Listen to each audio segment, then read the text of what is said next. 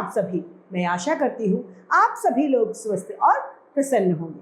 आज हम हमारा पाठ नीति के दोहे को पढ़ेंगे और समझेंगे। आइए इसे प्रारंभ करते हैं। यह है हमारा पाठ 16 नीति के दोहे।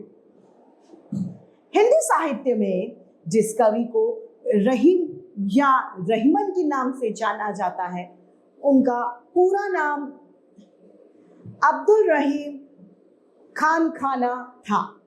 वे बैरम खान खाना के पुत्र थे। इन्हें अनेक भाषाओं का ज्ञान था। वे जीवन और मानव प्रकृति के गहन ज्ञाता थे। इन्होंने श्रृंगार, भक्ति और नीति के पदों से हिंदी साहित्य को समृद्ध किया है। आइए पढ़ते हैं। टूटे सुजन मनाइए जो टूटे 100 बार, रहीमन फिर पोइए टूटे मुक्ताहार। इस दोहे के माध्यम से कबीरदास जी कहने जा रहे हैं कि जो सज्जन पुरुष आपसे रूठ जाते हैं, उन्हें आप 100 बार मनाइए। यदि वो आपसे गुस्सा हो गए तो फिर से मनाइए। किसी भी तरीके से उन्हें मनाते ही रहिए, क्योंकि वो व्यक्ति क्या है? सज्जन है। रहीमन फिर पोइए टूटे मुक्ताहार। जिस तरह से हमारी जो माला कोई टूट जाती है, हम उन्हें बार बार मोतियों को धागे में पिरो लेते हैं, उसी तरीके से हमें लगातार कोशिश करती रहनी है। यदि हमसे कोई सज्जन व्यक्ति रूठ जाता है तो उसे मनाने की। अगला है दूसरा, दोनों रहीमन एक से, जो लोग बोलत नाही, जान परत है काक पिक ऋतु बसंत में माही। अर्थात इस दोहे में कबीर रहीम जी कहना चाह रहे हैं कि दोनों रहीमन एक से, यानी दिखने में दोनों एक ही जैसे हैं। जो लोग बोलत नाही, जब तक वो बोलते नहीं है तब तक दोनों एक से हैं। कौन कौन? कौवा और कोयल, जो दिखने में दोनों एक तरीके के लगते हैं। जान परत है काक पिक ऋतु बसंत में नाही। जब वर्षा ऋतु होती है उस समय जब वो लोग बोलते हैं तब पता चलता है कि कौन कोयल है और कौन कौवा। जब कोयल बोलती है तो उसकी आवाज बहुत मधुर होती है, जो सभी को अपनी तरफ आकर्षित कर लेती है।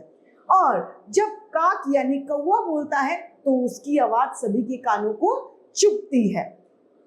इसीलिए कबीरदास जी ने कहा है, दोनों रहीमन एक से, जो लोग बोलत नाही, जान परत है काक पिक ऋतु बसंत के माही। तीसरे दोहे में रहीम जी कह रहे हैं, रहीमन धागा प्रेम का मत तोड़ो छिटकाए, टूटे से फिर ना जुरे गांठ पर जाए। रहीम जी कह रहे हैं कि हे मनुष्यों, जो आपका धागा प्रेम का है उसे आप झटके से ना तोड़े। टूटे से फिर ना जुड़े, यदि आप उसको बाद में तोड़ने के बाद अगर आप जोड़ना भी चाहेंगे, कितनी भी कोशिश क्यों ना करें, अगर आप उसे जोड़ेंगे तो उसमें क्या होगा? गांठ बंध जाएगी। वो पहले के समान एकदम स्मूथ नहीं होगा। इसीलिए कबीरदास जी कह रहे हैं, रहीमन धागा प्रेम का मत तोड़ो छिटकाए, टूटे से फिर ना जुड़े गांठ पड़ जाए।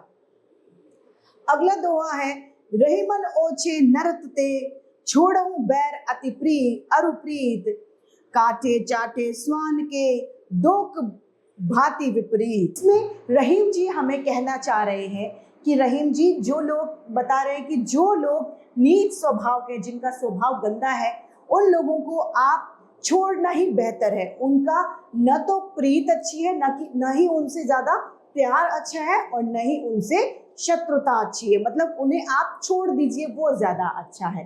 काटे चाटे स्वान के दो भांति विपरीत। जिस तरीके से कुत्ता अगर आपको काट लेगा तो उसका काटना भी आपके लिए खराब है, और उसका चाटना, यानी जब वो आपको जीभ से चाटेगा तो भी आप में रोगाणु फैलेंगे, तो उसका दोनों ही काम उसके आपके लिए विपरीत है, यानी खराब है। इसीलिए रहीम जी कह रहे हैं, नहीं मर ओछे नरंते, छोड़हु बैर अरुप्रीत, काटे छाटे स्वान के दो भांति विपरीत।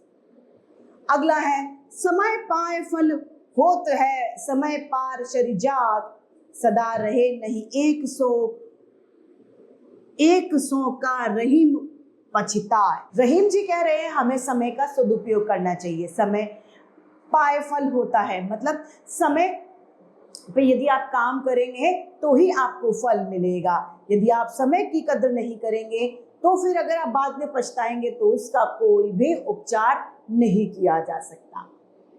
देनहार कोच और है, भेजत है दिन रैन, लोग भरम हम पर करें, ताते नीचे नैन। इस दोहे के माध्यम से रहीम जी हमें समझा रहे हैं कि हम देने वाले कौन होते हैं। हम देने वाले कोई नहीं है, देने वाला कोई और है। भेजत है दिन रैन यानी उसने अपना एक माध्यम भेजा है। यदि हम किसी की कोई मदद कर रहे हैं तो हमें भेजने वाला कौन है? हमसे करवाने वाला हमारा ईश्वर है। उस ईश्वर की वजह से ही हम ये दान पुण्य या किसी की मदद को कर रहे हैं। लोग भरम हम पर करें, ताते नीचे ने। उस समय जब आप किसी की मदद कर रहे हैं या आप किसी को कुछ दे रहे हैं तो आप ये ना सोचें कि हम दे रहे हैं, नहीं, आप ये सोचें कि वो ईश्वर दे रहा है और देने वाला सिर्फ और सिर्फ एक ईश्वर है। जब आप किसी को दान करें तो अपनी नजरें नीचे झुका कर किसी को दान करें। तो इस तरीके से हमारा ये 5 दोहावली समाप्त होता है। मैं आशा करती हूँ आप सभी को यह 5 भली भांति रूप से समझ में आया होगा। आज के लिए इतना ही, फिर मिलते हैं। धन्यवाद।